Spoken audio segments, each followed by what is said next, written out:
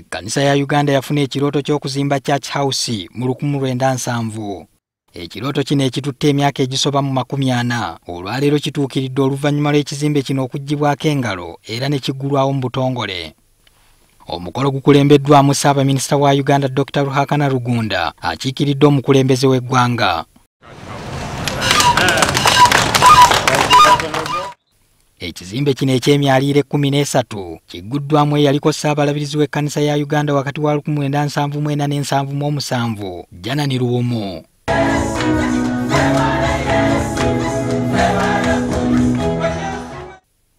Ssaabalabirizi w'Ekkanisa ya Uganda kitaffe mu Katonda Stanley Ntagali asiimye gavumenti, banka ya Equity, abakristaayo n'abantu ssekinnoomu abakwasirizaako ekkanisa okutuukiriza ekirooto kino.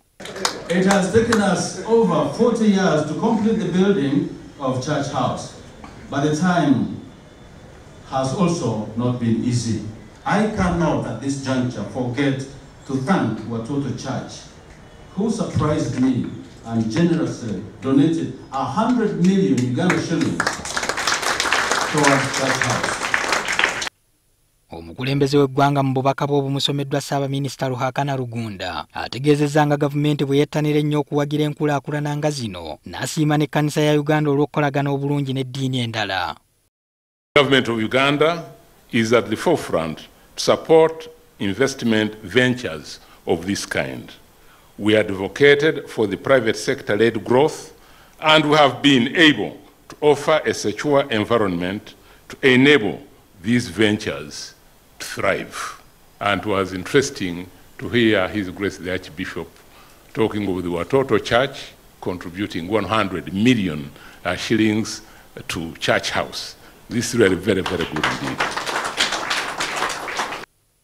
Aba Church Commissioners Holding Company abakwasibwa obuvunaanyizibwa bw'okuzimba ekizimbe kino ku lw'Ekkanisa ya Uganda batubuulidde nti kiwemmense obuwumbi obuli eyo mu 50 ng'ezimu zisondeddwa abakristaayo n'endala ne zeewolwa mu banka ya Equity. It has cost about 50 billion shillings, and we thank God.